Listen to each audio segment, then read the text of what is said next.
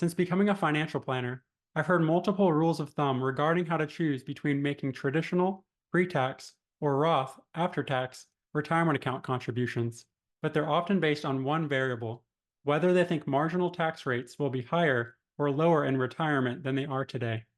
But as I've planned with families on the path to and through retirement, I've realized there are numerous pros and cons of both options to consider going beyond the current and future tax rate assumptions. During this lesson, I'll share a list of personal considerations, including future and current income needs, the impact of future RMDs, the premium tax credit, Social Security taxation, Medicare cost, state location, tax filing statuses, and beneficiary distribution rules.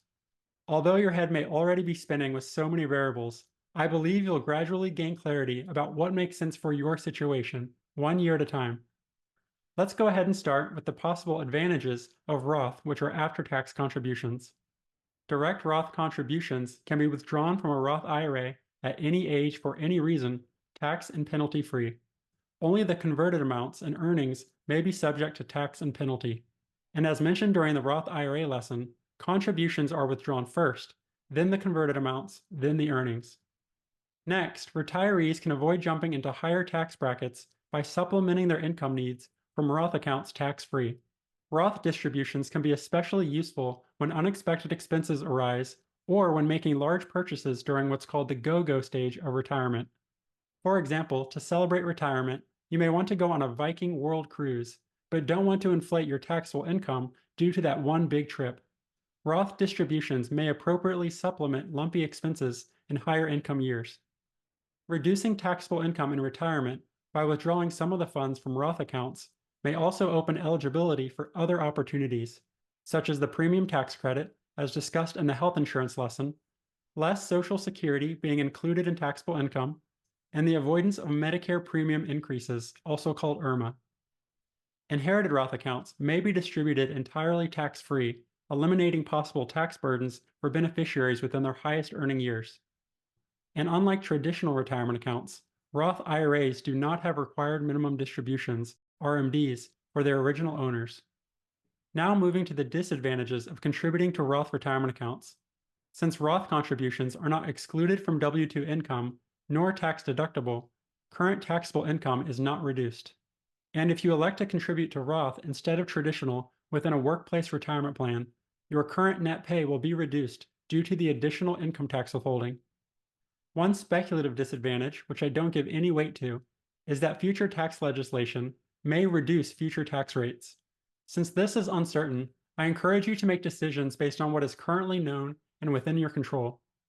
Although the withdrawal of direct Roth IRA contributions is an advantage, the distribution of earnings may be subject to tax and a 10% early withdrawal penalty if taken out without meeting the qualified distribution rules. And lastly, and ironically, having low taxable income in retirement due to Roth distributions could limit your ability to take advantage of the effective 0% tax rate of the standard deduction or receive the health insurance premium tax credit. It sounds funny, but having at least some taxable income in retirement is a good thing. Now moving to the advantages of traditional pre-tax contributions. When you contribute to these accounts, current income can be reduced at your highest marginal tax rates, and the future distributions may be taxed at lower rates. This is common for people who plan to retire early, will have lower expenses, or don't expect other substantial sources of retirement income beyond their portfolio distributions. I'll show you an example of this in a moment. Another speculation I don't give weight to, since it's out of our control, is that tax legislation may reduce future tax rates. Instead of focusing on the tax rates, focus on your current and future sources of taxable income. Next, traditional contributions and earnings may later be converted to Roth IRAs at lower income levels and tax rates. This is especially beneficial when retirees have a gap of low income years between retirement and when other income sources begin, such as Social Security, pensions, or required minimum distributions, RMDs. Moving back to the current year, traditional contributions while working may lower income enough to open eligibility for tax credits, reduce health insurance premiums while self-employed, or reduce Medicare premiums if working over age 65. As I mentioned during the tax-optimized charitable giving lesson, traditional IRA funds can later be given directly to qualified charities without tax consequences starting at age 70 and a half, called Qualified Charitable Distributions, QCDs. Qualified charities may also inherit these traditional funds tax-free. And lastly, traditional contributions can reduce state income tax while working and then may be distributed or converted while living in a state with lower or no income tax. A common example is working in California, then retiring in Washington state. And now the possible disadvantages of traditional contributions. Since traditional contributions may be excluded or deducted from taxable income, the future distributions are fully included in taxable income. Those distribution tax rates may be higher in retirement than they were while working if there are other significant sources of retirement income or higher retirement expenses. Once again, the speculation out of our control, future tax rates may be increased when traditional retirement income is distributed. To reiterate, please anticipate your future taxable income sources rather than those future tax rates. Taxable distributions may also increase the portion of Social Security benefits included in gross income up to 85%, and increase Medicare surcharges, IRMA, by up to thousands of dollars per year. Without an intentional distribution or conversion strategy, required minimum distributions, RMDs, may force taxable income above a household's actual income need starting in their mid-70s, with the mandatory withdrawal percentage increasing each year and possibly causing a long-term tax burden, including those Medicare surcharges, IRMA. RMDs are the most commonly discussed disadvantage among retirees. We need to begin with the end in mind. A traditional IRA is an asset to us, but future taxable income to the IRS. Next, when traditional retirement accounts are inherited, their mandatory distribution rules may cause unexpected tax burdens for beneficiaries, who often inherit these accounts in their highest earning years. And lastly, a surviving spouse may be subject to increased tax rates and Medicare premiums if they continue receiving high levels of taxable income now as a single taxpayer. One of the common misconceptions about the traditional versus Roth contribution decision is how we think about current versus future tax rates. Funny images like this have good intentions for education, but are often used to convince investors to contribute to Roth, asking, would you rather pay taxes on the tiny seeds or on the large apples, without further explaining that the tax rate applied to the apples may actually be much lower than to the seeds.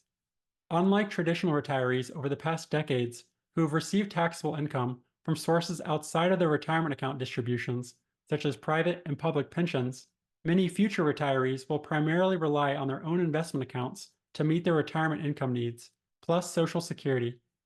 Traditional 401k contributions are excluded from taxable income at typically one or two of the household's highest marginal rates, such as 12%, 22%, 24, or 32%. But when those traditional funds are distributed without other sources of income, they can fill up numerous tax brackets, including the effective 0% rate of the standard deduction, then the 10%, 12%, 22%, and so on. For example, when married filing jointly under age 65 in 2024, the 22% marginal tax bracket starts with an adjusted gross income, AGI, of $123,501. But the 22% effective average tax rate is not reached until AGI exceeds over $530,000. So, depending on a family's retirement time horizon and other sources of taxable income in retirement, they may benefit from contributing to traditional even within the lowest marginal tax brackets. As explained during the balance sheet lesson, it is helpful to review your balance between asset locations, taxable, pre-tax, and tax-free, and plan how to optimize current contributions and future distributions and conversions to reduce your lifetime tax liability. Since the long-term tax benefits or consequences of these decisions may be difficult to quantify, even going beyond your lifetime, it's best to make your decision on an annual basis without getting caught up in permanent thinking. You can change your strategy along the way, as we know there are countless variables we don't even know exist yet.